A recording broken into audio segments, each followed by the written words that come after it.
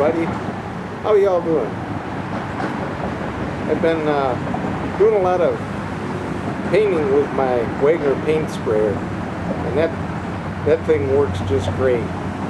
I just finished up painting about 2/3 of my second story in the interior of my house, and that got me thinking about some do's and don'ts of using this paint sprayer. And so I thought I'd go through this list and give you some ideas of what to do and what not to do when you're spraying paint with a Wagner paint sprayer. So here we go. One of the really important things I think is before you start your project, that's my dog, take a look and decide whether you really want to spray whatever area you're going to spray. I've sprayed everything outside and it worked out just fine, but inside was a different story. You have to cover everything. I mean everything. And it took me forever to get down plastic and tape everything that was in my upstairs. It was a real pain. And if I had to do it over again, I sure wouldn't have done with a paint sprayer. It just took a ton of time. And, it would have been faster with a roller. When you're spraying paint on the inside, that you wear all the right clothes, either old clothes. I went and bought a light cotton coveralls and goggles. Respirator is a must because you're going to be enclosed and that paint is flying all over. So make sure when you're spraying paint on the inside that you have all the right gear. When you're laying down your tarps or your plastic, make sure everything is loose, because when you're walking on that, your shoes are going to start to stick because of the paint on it, and it's going to move around. If everything's tight, your plastic is going to pull away from where you have it taped or your tarps, and that's not a good thing. And I had some of mine way too tight, and that's exactly what happened to me.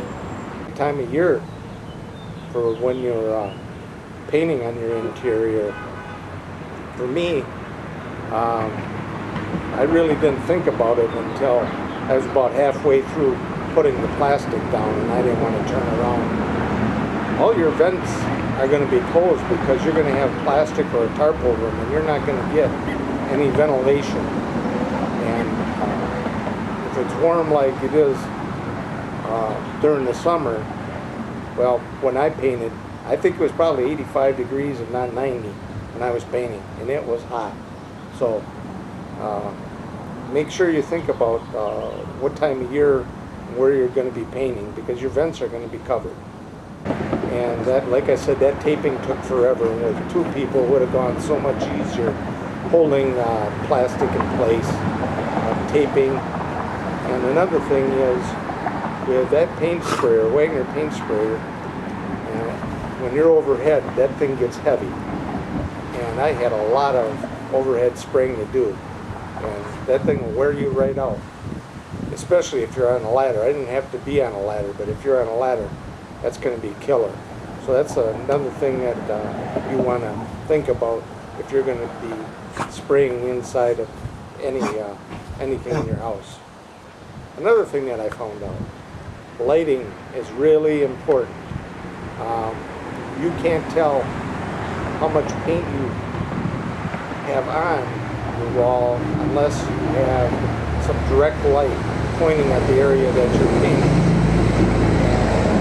For me, that it got to be a minor problem. I only had a few areas, but I did have to go back and brush on some paint on those areas that I missed. And it wasn't the end of the world, but I could have saved that step if I would have just taken the time and brought up another light, plugged it in the extension cord, and had the light focused where I was painting. Just another thing that you should be aware of when you're painting the inside of something at your home.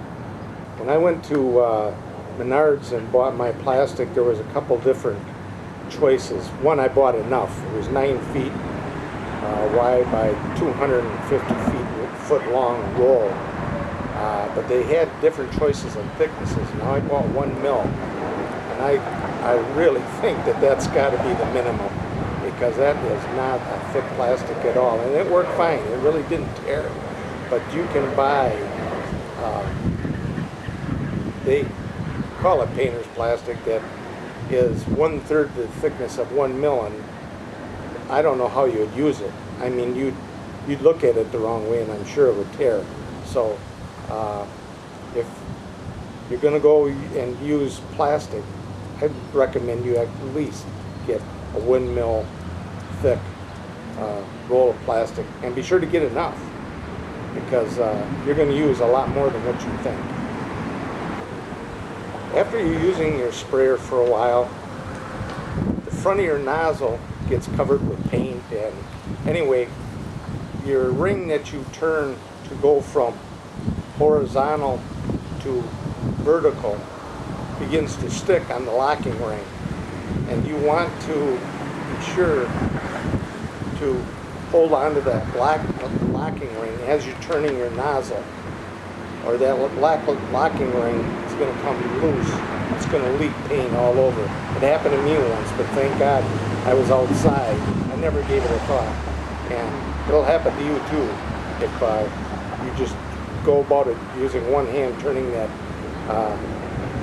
nozzle ring. So make sure that you use both hands and hold on to your black locking ring as you're going from vertical to horizontal. After you're all done painting, I wouldn't wait till the next day to pick up your tarps and pull your tape and clean up your mess. Let your paint dry and do it the same day. I did, and I'm glad I did, because if you do have any trouble with that paint getting underneath anything, it's really easy to clean it up with a little soap and water. I did get a scouring pad, and I don't think I really needed it, but there were a couple places that paint did get underneath, and I was able to clean it right up. But I don't think if I would have waited till the next day that I would have had the same outcome. So these are some of the things that I ran into, and I hope this list kind of helps you in your projects using a Wagner paint sprayer. There's going to be a few things coming down the road here in the next few weeks. I'm going to go up on a fishing trip with a friend of mine, my brother-in-law, and we're going to be fishing for some crappies, and that'll be exciting. And I'm going to be building a kitchen table out of timber that I made, the timbers that I made from the logs that I cut up at my cabin, and that was another exciting thing. So anyway, those are a few things. If you like what you see on this channel, why don't you take a minute and subscribe? I'd really appreciate it. Thanks for watching. See you next time.